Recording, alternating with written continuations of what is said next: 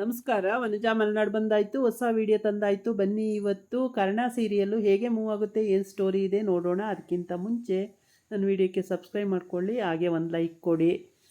ಇಲ್ಲಿ ಕರ್ಣನ ಅಪ್ಪ ಮನೆಗೆ ಸೇರಿಸಿಲ್ಲ ಅವರು, ಹಂಗಾಗಿ ರಾತ್ರಿ ಜ್ವರ ಬೇರೆ ಬಂದುಬಿಟ್ಟಿದೆ. ಬಂದು ಬಾಗಿಲು ತಟ್ತಾ ಇದ್ದಾನೆ, ಬಾಗಿಲು ತೆಗೀರಿ ಅಂತೇಳಿ. ಆದರೆ ಅಜ್ಜಿ ಮತ್ತು ಹೆಂಡ್ತಿ ಕೂಡ ಬಾಗಿಲು ತೆಗಿತಾ ಇಲ್ಲ. ಅವನಮ್ಮ ಕೂಡ ಅದಕ್ಕೆ ರೆಸ್ಪಾನ್ಸ್ ಮಾಡ್ತಾ ಇಲ್ಲ. ಬರಬೇಡ, ಹೋಗು ಮನೆಗೆ ಅಂತ. ನೀನು ಮಗನ್ನೇ ಸಾಯಿಸಕ್ಕೆ ಹೊರಟಿರೋನು, ನೀನು ನಮ್ಮ ಮನೆಗೆ ಬರಬೇಡ, ನಮ್ಮ ಮನೆ ಮೆಟ್ಲು ಹತ್ತಬೇಡ ಅಂತೇಳಿ ಜೋರು ಮಾಡ್ತಾ ಇದ್ದಾಳೆ. ಅದಕ್ಕೆ ಮಾಲತಿ ಕೂಡ ಏನಕ್ಕೆ ಬಂದ್ರಿ, ಇಲ್ಲಿ ಏನು ಕೆಲಸ ಇದೆ, ನನ್ನ ಮಗನ ಆ ಥರ ಮಾಡಿದ ಮೇಲೆ ನೀವು ಬರ್ಕೂಡ್ದು ನನ್ನ ಮನೆ ಬಾಗಿಲಿಗೆ ಅಂತೇಳಿ ಅವಳು ಜೋರು ಮಾಡ್ತಾಯಿದ್ದಾಳೆ. ಮಾಲತಿ, ಎಲ್ಲಾದರೂ ಒಂದು ಕಡೆ ಮೂಲೆಯಲ್ಲಿ ಒಂಚೂರು ಜಾಗ ಕೊಡು ಸಾಕು, ನಾನು ಅಲ್ಲಿರ್ತೀನಿ. ನನ್ನ ತಪ್ಪಾಯಿತು ಮಾಡಿದ್ದು, ನಾನು ನಿಜವಾಗ್ಲೂ ನನ್ನ ತಪ್ಪನ್ನು ನಾನು ಒಪ್ಕೊಳ್ತಾ ಇದ್ದೀನಿ. ಒಂದು ಮೂಲೆಯಲ್ಲಿ ಕೊಟ್ಟರೆ ಸಾಕು, ನಾನು ಅಲ್ಲೇ ಇದ್ದು ಬಿಡ್ತೀನಿ ಅಂತ ಹೇಳ್ತವನೆ. ಆಮೇಲೆ ಮಗನಿಗೆ ನಾನು ಆರೈಕೆ ಮಾಡ್ತೀನಿ, ನನ್ನ ಮಗನ ನಾನೇ ನೋಡ್ಕೊಳ್ತೀನಿ ಅಂತ ಹೇಳ್ತವನೆ. ಆವಾಗ ಅವ್ರ ಅಮ್ಮಂಗೆ ಸಿಟ್ಟು ಬಂದುಬಿಡುತ್ತೆ. ಅವ್ರ ಅಮ್ಮ ಬಂದು ಬಾಯಿಗೆ ಬಂದಂಗೆ ಬೈತಾರೆ ಅವರಿಗೆ. ಅವನಿಗೆ ಬೈದ್ಬಿಟ್ಟು, ದಾಟಾಚಿಗೆ ಇಲ್ಲಿ ಇರಲೇ ಬೇಡ, ನೀನು ಹೋಗಿ ದಾಟಾಚಿಗೆ ಅಂತೇಳಿ ಅವನು ಹೋಗಿ ಕಾಲು ಹಿಡ್ಕೊತಾನೆ. ಅಮ್ಮ, ನಾನು ಎಲ್ಲಿ ಹೋಗ್ಲಮ್ಮ, ಮನೆ ಇಲ್ಲ ಏನಿಲ್ಲ, ನಾನು ಎಲ್ಲಿರ್ಲಮ್ಮ, ಎಲ್ಲಿ ಹೋಗ್ಲಮ್ಮ ಅಂತೇಳಿ. ಎಲ್ಲಾರ ಹೋಗಿ ಸಾಯು, ಯಾಕೆ ಬಂದಿದೆಯಾ ಇಲ್ಲಿ ಅಂತೇಳಿ ಬೈತಾರೆ. ಆವಾಗ ಬೈದಾಗ ಮಾಲತಿಗೂ ಕೂಡ ಬೇಜಾರಾಗುತ್ತೆ. ಏನೂ ಮಾಡೋಕ್ಕಾಗಲ್ಲ, ಏಕೆಂದರೆ ಅವಳಿಗೂ ಬಾಯಿಗೆ ಬಂದಂಗೆಲ್ಲ ಬೈದಿದ್ದಾನೆ. ಅಷ್ಟಿಷ್ಟು ಬೈದು ಹೋಗಿಲ್ಲ ಅವನು. ಅದಕ್ಕೋಸ್ಕರ ಅವರು ಜೋರು ಮಾಡಿಕೊಂಡು ಒಳಗೆ ಕೂಡ್ಸಲ್ಲ, ಆಚೆ ಕಳಿಸ್ತಾರೆ. ಆಚೆ ಕಳಿಸ್ಬಿಟ್ಟು ಜೋರು ಮಾಡಿ ಬಾಗಿಲು ಹಾಕ್ಕಂತಾರೆ ಇಬ್ಬರೂ. ಆವಾಗ ಮಾಲತಿ ಕೂಡ, ಅತ್ತೆ ಜ್ವರ ಇದೆಯಂತೆ ಅತ್ತೆ ಅಂತ. ಜ್ವರ ಇದ್ದರೆ ಸತ್ತರೆ ಸಾಯ್ಲಿ ಬಾ, ನಮಗೇನಾಗಬೇಕಾಗಿದೆ. ಅವನು ನನ್ನ ಮೊಮ್ಮಗನ್ನೇ ಸಾಯಿಸೋಕೆ ಹೊರಟವನು, ಅವನನ್ನು ನಂಬೋಕ್ಕಾಗಲ್ಲ, ಬಾ ಒಳಗಡೆ ಅಂತೇಳಿ ಕೊನೆಗೆ ಒಳಗಡೆ ಹೋಗಿ ಡೋರ್ ಹಾಕ್ಕೊಂಡೇ ಬಿಡ್ತಾರೆ ಇಬ್ಬರೂ. ಆಗ ಡೋರ್ ಹಾಕ್ಕೊಂಡಾಗಂತೂ ಅವನಿಗೆ ಭಾಳ ಬೇಜಾರಾಗುತ್ತೆ.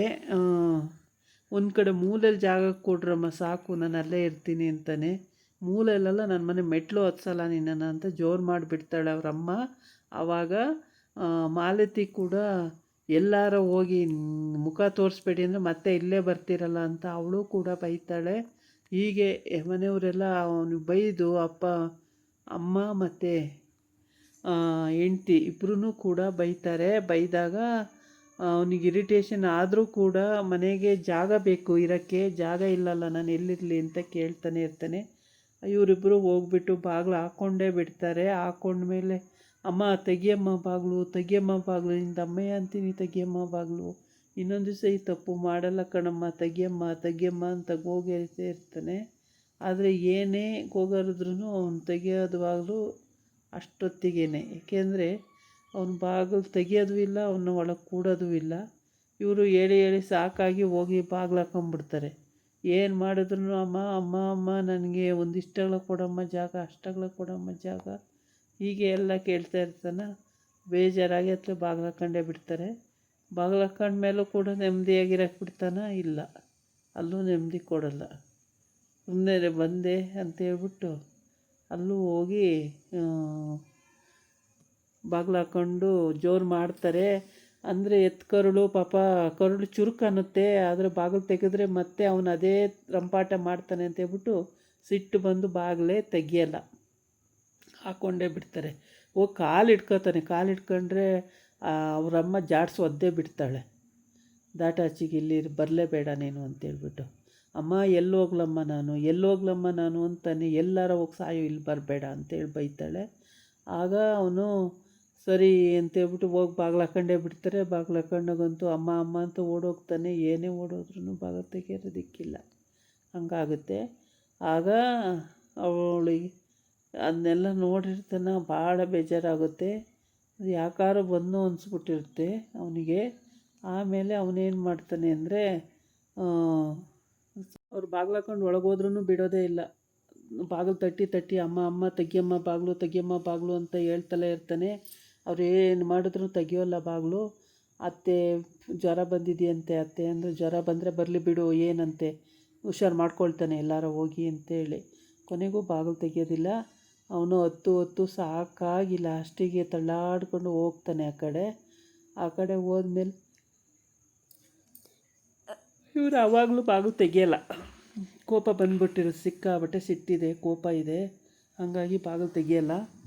ಕಾರಣನ ಹೆಂಡ್ತಿ ಇವಾಗ ಬೆಳಗ್ಗೆಗೆ ತಿಂಡಿಗೆ ಏನೇನು ಬೇಕು ಎಲ್ಲ ಯಜಮಾನ್ರಿಗೆ ಮಾಡಿಟ್ಟು, ಬಿಸಿ ಬಿಸಿ ಕಷಾಯ, ಬಿಸಿ ಬಿಸಿ ಕಾಫಿ, ಟೀ ಎಲ್ಲ ಮಾಡಿಟ್ಟು ಎಲ್ಲ ಒಪ್ಪಿಸಿ ಅತ್ತೆಗೆ ಇಷ್ಟು ಟೈಮಿಗೆ ಇದು ಕೊಡಿ, ಇಷ್ಟು ಟೈಮಿಗೆ ಇದು ಕೊಡಿ ಅಂತೆಲ್ಲ ಹೇಳ್ತಾ ಇರ್ತಾಳೆ.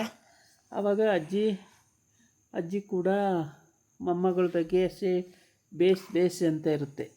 ಎಷ್ಟು ಒಳ್ಳೆ ಹುಡುಗಿ, ನಮ್ಮ ಮನೆಗೆ ಸೊಸೆಯಾಗಿ ಬಂದಿದೆ ಮಗು ಅಂತ. ಅಷ್ಟು ಮನೆ ಜವಾಬ್ದಾರಿ ಎಲ್ಲ ತೊಗೊಂಡು ಮಾಡ್ಕೊಂಡು ಹೋಗ್ತಾ ಇದ್ದಾಳೆ. ಹಾಸ್ಪಿಟ್ಲು ಬೇರೆ ಹೋಗಬೇಕು ಅವಳು. ಹಂಗಾಗಿ ಹಾಸ್ಪಿಟ್ಲಿಗೆ ಹೋಗೋಕ್ಕೆ ಕೆಲಸಕ್ಕೆ ಲೇಟ್ ಆಗುತ್ತೆ ಅಂತ ಹೇಳ್ಬಿಟ್ಟು ಅವಳು ಬೇಗ ಅಡುಗೆ ತಿಂಡಿ ಮಧ್ಯಾಹ್ನಕ್ಕೆ ಅಡುಗೆ ಎಲ್ಲ ಮಾಡಿಡಬೇಕು. ಆದರೆ ಮಧ್ಯಾಹ್ನಕ್ಕೆ ನಾನೇ ಮಾಡ್ಕೊಳ್ತೀನಿ ಅಡುಗೆ ಅಂತ ಮಾಲತಿ ಹೇಳ್ತಾಳೆ. ಆದರೂ ಅತ್ತೆ ಪರವಾಗಿಲ್ಲ, ನಾನೆಲ್ಲ ಮಾಡಿಟ್ಟಿದ್ದೀನಿ, ಬಿಸಿಯಾಗಿ ಅವ್ರಿಗೆ ಕೊಡಿ ನೀವು ಅಂತೇಳಿ. ಆಯಿತು ಅಂತೇಳಿ ಕೊಡ್ತಾರೆ. ಕಾರಣಕ್ಕೆ ಕೇಳೋಕ್ಕೆ ಆಗಲ್ಲ, ಪಾಪ ಅವನು ತಳ್ಳಾಡ್ಕೊಂಡು ಕೇಳ್ತಾನೆ. ಹೀಗೆ ತುಂಬ ಚೆನ್ನಾಗಿ ನೋಡ್ಕೊಳ್ತಾರೆ. ಮಾಲತಿಗೆಲ್ಲ ಒಪ್ಪಿಸಿ ಸರಿ ಡ್ಯೂಟಿಗೆ ಹೊರಡ್ತಾಳೆ ನಿಧಿ. ಆಗ ಬಿಸಿಯಾಗಿ ಎಲ್ಲ ಕೊಡಿ ಅಂತೇಳಿ ಕರ್ಣಗೆ ಪಾಪ ಕೇಳೋಕ್ಕೆ ಆಗ್ತಾಯಿರಲ್ಲ. ಆಗ ಹೆಂಗೋ ಕುಂಟ್ಕೊಂಡು ಅಲ್ಲೇ ರೂಮಲ್ಲೇ ಓಡಾಡ್ತಾ ಇರ್ತಾನೆ. ಆ ಕಡೆ ಈ ಕಡೆ ತಿರ್ಗಾಡ್ಕೊಂಡು ನಡೆದಾಡ್ಕೊಂಡು ನಿಧಾನಕ್ಕೆ ಇರ್ತಾನೆ. ನಿಧಿ ನೋಡ್ಕೋತಾಳೆ, ಟೈಮ್ ಟು ಟೈಮ್ ಬರ್ತಾಳೆ. ನರ್ಸಿಂಗ್ ಹೋಮಿಂದ ಬಂದು ನೋಡ್ಕೊಳ್ತಾ ಇರ್ತಾಳೆ. ಆದರೆ ಅವ್ರ ಮಾವನ ಮಾತ್ರ ಎಲ್ಲರಿಗೂ ಬೇಜಾರು ತರಿಸ್ಬಿಟ್ಟಿದ್ದಾನೆ ಅವ್ರ ಮಾವ. ಯಾಕೆ ಅಂತಂದರೆ ತುಂಬಾ ಇದಾಗಿತ್ತು ಇವತ್ತಿನ ವೀಡಿಯೋ. ನಾಳೆ ಇನ್ನೊಂದು ವಿಡಿಯೋ ಜೊತೆ ಬರ್ತೀನಿ. ನಮಸ್ಕಾರ.